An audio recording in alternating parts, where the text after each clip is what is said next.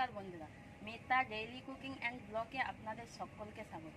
আজ শয়ন একাদশী, আমি একাদশীর ব্রত রেখেছি।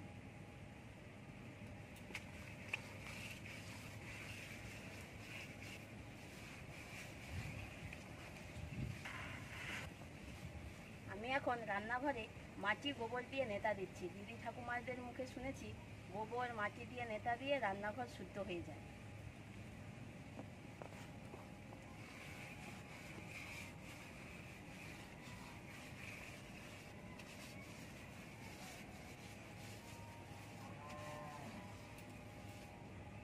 একাদশীর দিন অন্ন বা শস্য জাতীয় কোনো খাবার গ্রহণ করতে নেই। কেউ ফল খায়, আবার কেউ সবজি বানিয়ে খায়। কি কি সবজি খেতে হয় সেটাই আমি আজ বানিয়ে দেখাবো।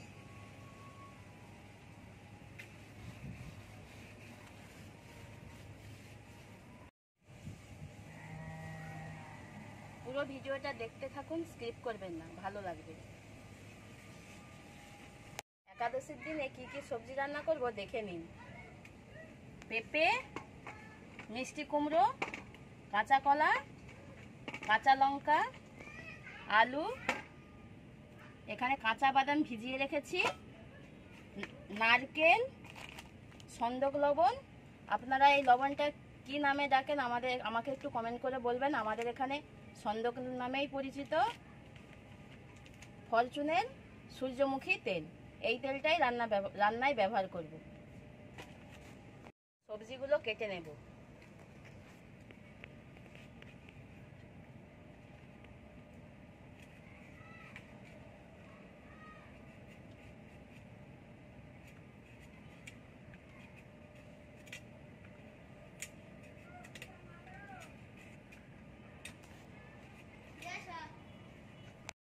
সবজিগুলো সব কাটা হয়ে গেছে, কেটে ধুয়ে নিয়েছি।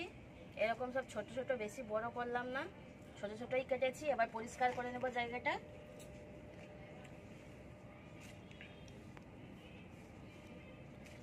ধরে নিয়েছি, কড়াই গরম হয়ে গেছে, দিয়ে দেবো সূর্যমুখী তেল।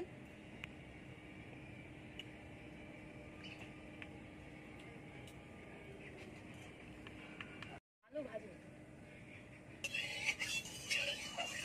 তেলটা গরম হয়ে গেছে, দিয়ে দেবো আলু।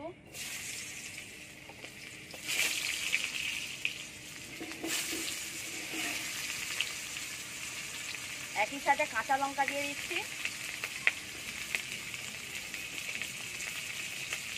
আলুটা ভালো করে ভেজে নেব।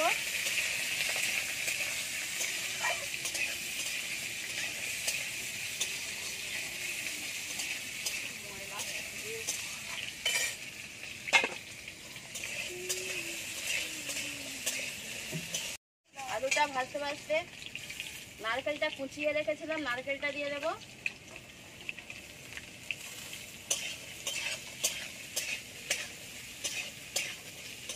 নারকেলটাও একটু ভেজে নেব।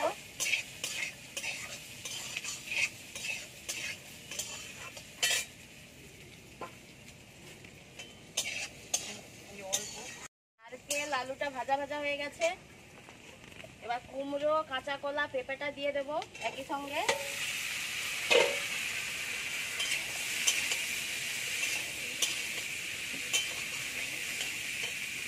দিয়ে দেবো বাদাম, ভেজানো বাদাম।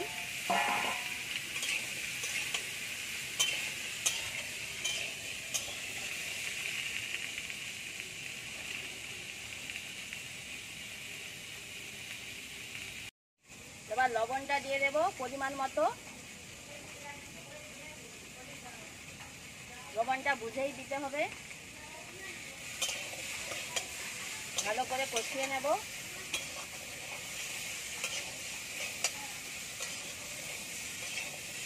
সবজিটা যত ভাজা হবে তত তরকারিটা টেস্ট করবে।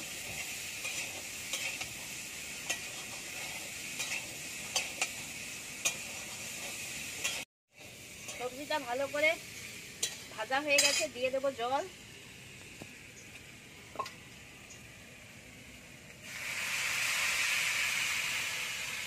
জলটা পরিমাণ মতোই দিতে হবে।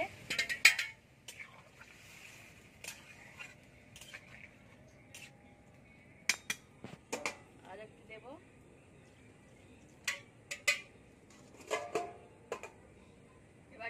দিয়ে দেব।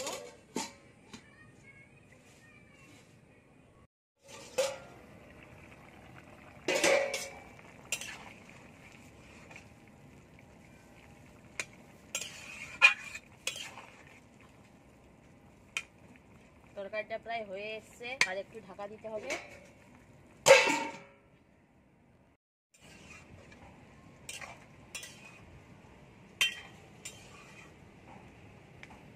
তরকারিটা হয়ে গেছে, এবার নামিয়ে নেব।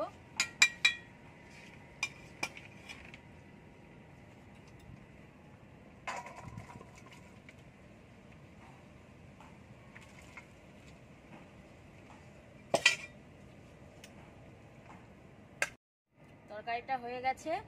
ভিডিওটি ভালো লাগলে চ্যানেলটি সাবস্ক্রাইব করবেন, আমাকে সাপোর্ট করবেন, যাতে আমি আরও নতুন নতুন রান্নার ভিডিও নিয়ে আপনাদের সামনে আসতে পারি।